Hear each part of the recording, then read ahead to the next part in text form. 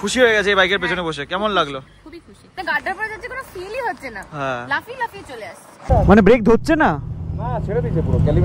কুয়াশা ঘেরা রাস্তা আর এই পাহাড়ের আঁকাবাঁকা পথ, আর এই পথে বাইক চালানো আমাদের প্রত্যেকটা রাইডারের স্বপ্ন। আর সেই স্বপ্নেরই একটা জার্নি শেয়ার করতে চলেছি আজকে তোমাদের সাথে। ভাই টাইম দেখতে পাচ্ছ ঘড়িতে 7:20 আর সকালবেলা ঘুম থেকে উঠে একদম রেডি হয়ে বেরিয়ে পড়েছি। জায়গাটা খুব সুন্দর, হোমস্টেটা খুব সুন্দর, অসাধারণ।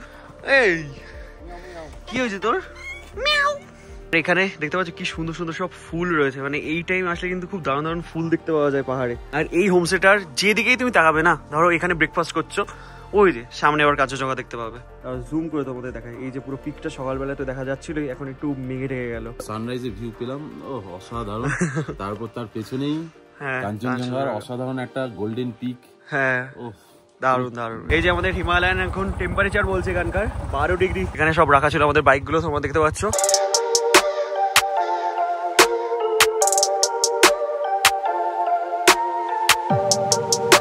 তো সময় চলে এসেছে আমাদের ট্রেকিং শুরু করার। ফাইনালি হাতে চলে এসেছে টিকিট। এই রাস্তা কিন্তু সোজা চলে যাচ্ছে টংলু টুমলিং ওইদিকে।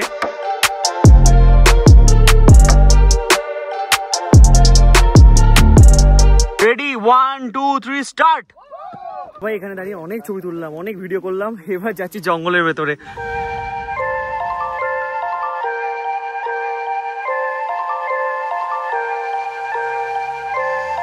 হ্যালো, আমরা চলে এসেছি ফাইনালি এই যে ব্রেকফাস্ট পয়েন্টে, মানে আমাদের যেখানে ব্রেকফাস্ট হবে। তো টাইমটা একবার দেখে নাও তোমরা।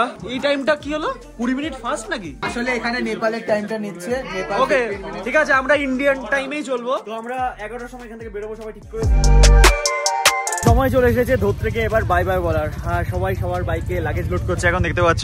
এখানে আসার প্রত্যেকটা লোকটা আমার বর্দা, এটা মেজদা, ওটা ছোটদা। আচ্ছা, তো তোমার কেমন লাগলো? জায়গাটার মধ্যে সবথেকে বড় স্পেশালিটি হচ্ছে देयर इज पीस এন্ড শান্তি, খুব শান্তি। সবচেয়ে বড় জিনিস হচ্ছে প্রত্যেকের সাথে ভাইবটা ভীষণ ম্যাচ করছে। এটা ও যে এটা করছে আর ওর যে ভেতরে ভাইবটা আছে, আমরা সবাই পজিটিভ ভাইবটাকে ফিল করছি। তো ফাইনালি আমাদের সব রাইডাররা কিন্তু পুরোপুরি রেডি হয়ে গেছে। আর আজকে কিন্তু আমি একটা ইউনিক বাইক চালাচ্ছি ভাই, স্ক্র্যাম চালাচ্ছি, স্ক্র্যাম। ঠিক আছে, অফ রোডের এক্সপিরিয়েন্স শেয়ার করবো প্রপার ভাবে তোমাদের সাথে আজকে। দেখতে পাচ্ছ সবাই কিন্তু সামনে একদম বাইক নিয়ে রেডি। আর ভাই এই বাইকে পিলিয়ন নিয়ে রাইড করলে কি এক্সপিরিয়েন্স হয় সেটাও আজকে তোমাদের সাথে শেয়ার করতে পারবো। লাগেজের সিস্টেম সেরকম ভাবে নেওয়া যাবে না যদি পিলিয়ন নিয়ে তোমরা চালাও। তুমি ওয়ার্ল্ড ট্যুরে যাচ্ছ এখন। ফাইনালি আমরা একে একে নামছি এরকম অফরোডিং বলে রাস্তা দিয়ে। উরি বাবা, পুরো আমাদের গ্রুপ কিন্তু রেডি। এখান থেকে বাইক শুরু আর ওই পুরো সামনে পর্যন্ত। মেনলি আমাদের অমিত ভাই কালকে আমাকে বলছিল যে দাদা এই বাইকটা একবার চালিয়ে দেখো, অফরোডের এক্সপিরিয়েন্সটা নিয়ে দেখো। তো আমি ভাবলাম ঠিক আছে চলো, আমিও নিজেও এক্সপিরিয়েন্স করতে পারবো আর তোমাদের সাথেও শেয়ার করতে পারবো। ধোত্রে থেকে বেরিয়েই সামনে চলে এসেছে সেই ল্যান্ডস্লাইড জোনটা।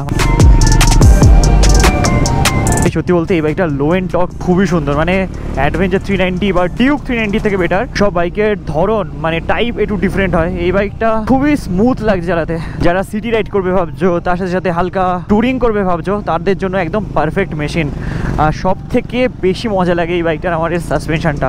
আর ডিউকের সামনে আমাদের যে বাইকটা যাচ্ছে না, মানে G310 GS, ওই বাইকটারও সাসপেনশন খুবই ভালো। তো তোমরা অনেকে আমার ভিডিওতে কমেন্ট করে বলো যে দাদা একটা অ্যাডভেঞ্চার বাইক সাজেস্ট করো।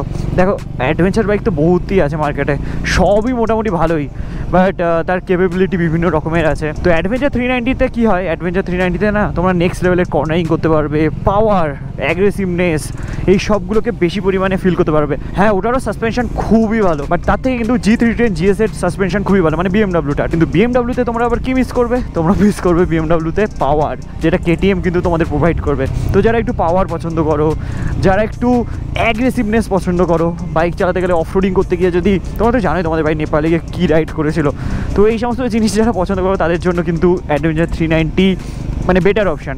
আর যারা একটু কমফোর্ট পছন্দ করো তাদের জন্য G310 GS। 8 থেকে 8,500 ফিট উচ্চতায় আমরা ছিলাম, মানে ধোত্রের অল্টিটিউড প্রায় 8,500 ফিট, তার আশেপাশেই হবে। সেখানে ঠান্ডাটাও কিন্তু এই এলাকায় ভালোই ছিল। দেখো এই সমস্ত এলাকায় না ল্যান্ডস্লাইড হয় মাঝে মাঝেই, সেই কারণে এরকমভাবে রাস্তায় এরকমভাবে ধস নেমে যায়। লেফট সাইডে কি সুন্দর প্রেয়ার্স ফ্ল্যাগগুলো রয়েছে, বেশ সুন্দর লাগে। আর রাইট সাইডে এই পাইন গাছগুলো জাস্ট ওয়াও। আর আজকে কিন্তু এরকম অনেক সুন্দর সুন্দর পাইন গাছের ভেতর দিয়ে আমরা রাইড করব। রাস্তা কিন্তু এখানে বেশ খারাপই রয়েছে, বাট সত্যি বলতে সাসপেনশনটা এতটা সফট না, মজা লাগছে ভাই বাইক চালাতে। ফাইনালি কিন্তু আমরা চলে এসেছি এখন মানেমাঞ্জান। চোখে পোকা ঢুকেছে আমার মনে হচ্ছে একটা। এখানে যা জ্যাম লেগেছে, এখানে তো দাঁড়ানোই যাবে না, সামনে দাঁড়াতে হবে আমাদের। ভাই ফাইনালি এখন আমরা এসে উপস্থিত হয়েছি মানেভঞ্জন। আর এই মানেভঞ্জন আসার যেই দুটো রাস্তা, মানে আমরা তো আগের বার যখন এসেছিলাম ওই 3 মাথার মোড়ে এসে এখন আমরা উপস্থিত হয়েছি। জ্যামে তো অনেকে আটকে রয়েছে, তো সেই কারণে এখানে দাঁড়িয়ে আছি সবার জন্য, সবাই আসলে তারপরে আমরা এখান থেকে বেরিয়ে পড়বো। আর রোজ তো খুশি হয়ে গেছে এই বাইকের পেছনে বসে, কেমন লাগলো? খুবই খুশি, মানে এত সফট সিটটা, মজা লেগে গেছে বসে আমার সত্যি। মানে গার্ডার পরে যাচ্ছে কোনো ফিলই হচ্ছে না, লাফিয়ে লাফিয়ে চলে আসছে। আমি তো নরমালি অ্যাডভেঞ্চার চালাই না, আমি তো এমনি চালাই, ডিউক চালাই। তো এর সিটে আমি মানে পুরো রাইড আমি তোকে বলেছিলাম না একবার যখন ফার্স্ট চালিয়েছিলাম, দারুণ এর সাসপেনশন, সিটটা সাসপেনশনটা সেরা, সত্যি খুব ভালো।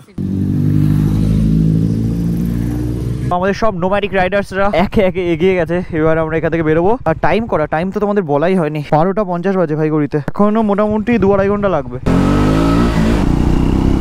এই যে মাইল ফলক তোমরা দেখতে পাচ্ছ, এখান থেকে ঘুম হচ্ছে 12 কিলোমিটার, দার্জিলিং হচ্ছে 20 কিলোমিটার, কার্শিয়াং 37, বাট আমরা ঘুমের দিক দিয়ে যাবো, মানে 12 কিলোমিটার হয়ে যাবো। এই লেফটে জগতের আগে কিন্তু একটা পেট্রোল পাম্প রয়েছে, আমাদের বাইকে তো পেট্রোল আছে তো ভাই, যাদের দরকার পড়বে পেট্রোল তারা এখান থেকে পেট্রোল ভরিয়ে নেবে। এখন সামনে দেখতে পাচ্ছ মেঘ কেমন ভাবে ঘুরে বেড়াচ্ছে, সেরা লাগছে। মানে এরপরে যে রাস্তাটা দিয়ে আমরা রাইড করবো না, নেক্সট লেভেলের সুন্দর, কর্নারিং এর মতো যেমন নেওয়া যাবে, রাস্তার কোয়ালিটিও খুবই ভালো। তোমার কেমন লাগছে পিলিয়ন হিসাবে বসে? বাইকে এতটা কমফোর্টেবল, বাইকের কমফোর্ট তো শেয়ার করলেই, তোমার এই রাস্তায় রাইড করে এখানে কেমন লাগছে? ফিনিক আমরা যখন আগেরবার এসেছিলাম রাস্তাটা খারাপ ছিল, কিন্তু এখন রাস্তাটা খুব ভালো করে দিয়েছে, ইন ফিউচার আরো ভালো হয়ে যাবে। সবার ফুয়েল আপ হয়ে গেছে, ডান। এবার আমরা দেবো এই সুন্দর রাস্তা দিয়ে ডান। রাইট সাইডে এই যে দেখতে পাচ্ছ পাইন ফরেস্ট রয়েছে লেপচা জগতের, এখানে সবাই মিলে আমরা দাঁড়াবো। এই আমরা ফাইনালি দাঁড়িয়ে পড়েছি এই যে পাইন ফরেস্টের পাশেই। আমি এই রাস্তা দিয়ে বহুতবার রাইড করেছি, বাট কোনোদিন না এখানে দাঁড়াইনি। আজকে ফাইনালি সবাইকে নিয়ে দাঁড়িয়ে গেছি, আমরাও খুব কাছ থেকে কিন্তু এই জায়গাটাকে এনজয় করছি। তো ভাবলাম তোমাদের জন্য খুব সুন্দর কিছু সিনেমেটিক শট তুলি আর তোমাদেরকেও এনজয় করাই এই পাইন ফরেস্টের ভিউ।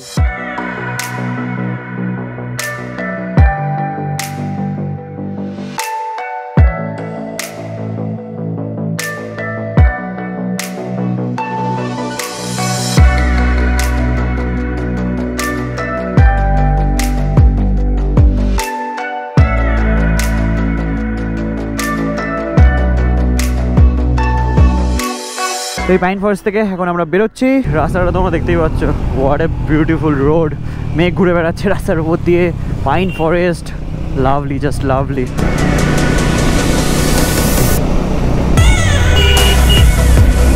আর ভাই ফাইনালি আমরা কিন্তু এন্টার করে গেলাম লেপচা জগৎ। আর লেপচা জগৎ এই জায়গাটাও কিন্তু খুবই ফেমাস ভাই।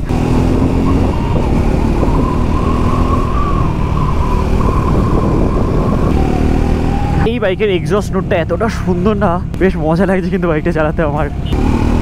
ঘুম আর এখান থেকে 4 কিলোমিটার, তারপরে ঘুমে গিয়ে আমাদের রাস্তা ভাগ হবে। লেফট সাইডে এই রাস্তাটা চলে আসছে হচ্ছে বিজনবাড়ির দিকে। আচ্ছা ওকে, লাস্ট টাইম যখন আমরা রিম্বিক থেকে এসেছিলাম না, তখন এই লেফট সাইডের এই বিজনবাড়ির রাস্তা হয়ে এসেছিলাম, খুব খারাপ ছিল ভাই রাস্তার কন্ডিশন। ফাইনালি এখন আমরা এসে পৌঁছেছি হচ্ছে ঘুম। আর ভাই 23 কিলোমিটার বাকি, সেই কারণে আমরা লোকেশনটা সেট করে নিলাম। এখান থেকে রাইট সাইডের রাস্তা পেকে যাবে। আর তোমাদের একটা জিনিস জানি দিই, এই রাস্তাটা কিন্তু ডাইরেক্ট চলে যাচ্ছে হচ্ছে মংপো হচ্ছে এখান থেকে 16 কিলোমিটার। আর পুরো এরকম সারি দিয়ে আমাদের বাইকগুলো চলেছে। আর যখন লোকালিটির ভিতরে ঢুকছি না আমরা, লোকজন তো লিটারেলি ঘুরে ঘুরে দেখছে, পর এরকমভাবে যখন বাইকগুলো যাচ্ছে না, দারুণ লাগছে, রোড প্রেজেন্সটা সেরা লাগছে।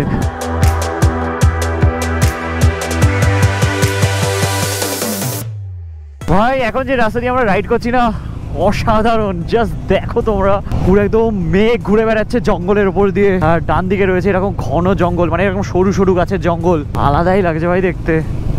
সাপের মতো হাঁকা বাঁকা রাস্তা দিয়ে সবাইকে নিয়ে এখন আমরা নিচে নামছি। আর শিটং জায়গাটার কিন্তু অল্টিটিউড অনেকটাই কম, মানে কালকে যতটা ঠান্ডা লেগেছিল শিটংয়ে কিন্তু আজকে আমাদের অতটাও ঠান্ডা লাগবে না। সময় এখন ঘড়িতে 3:07। এই যে জায়গাটায় আমরা আসলাম না, এই জায়গাটার নাম হচ্ছে মংপো বাজার।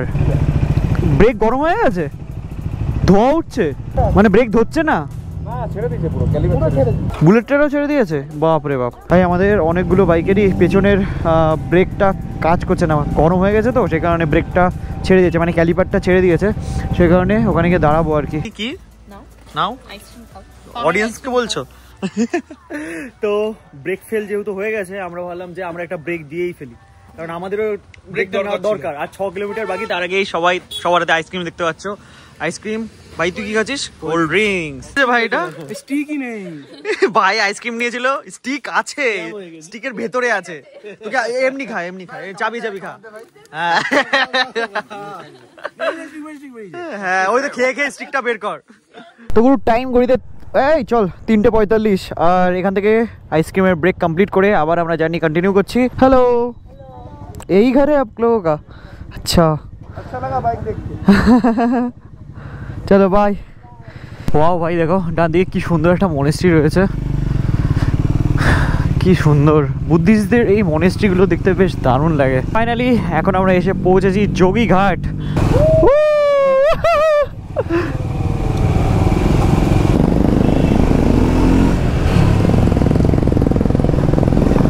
আমরা কিন্তু চলে এসেছি আমাদের হোমস্টেতে।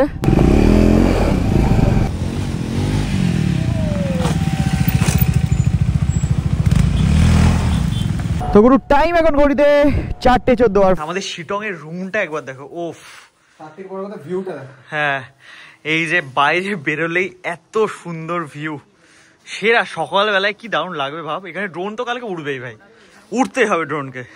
ক্লাউডি রয়েছে আকাশটা।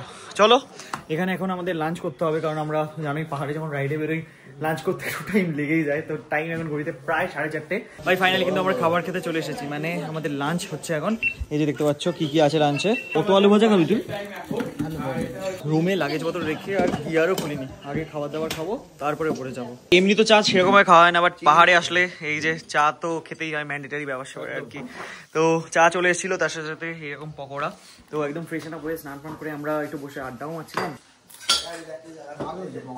সত্যি ভালো। A few moments later. Finally ডিনারের টাইমও চলে এসেছে। চলো সবাই বসে পড়েছে, আমাদের দাদা, এই দাদা, রোজ, আমাদের শান ভাই। চলো আজকে দিনটা এই ডিনারের ভেতর দিয়ে শেষ করা যাক। চলো দেখা হচ্ছে তোমাদের সাথে খুবই তাড়াতাড়ি নেক্সট ব্লগে। Till then stay safe and dream big. চলো বাই।